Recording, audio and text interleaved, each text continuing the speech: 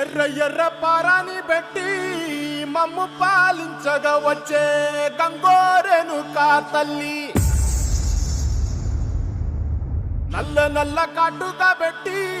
మమ్ముదయ చూడగా వచ్చే గంగోరెను కా తల్లి, కల్లు కల్లు గజలు కట్టి మమ్ము నడిపించగా వచ్చే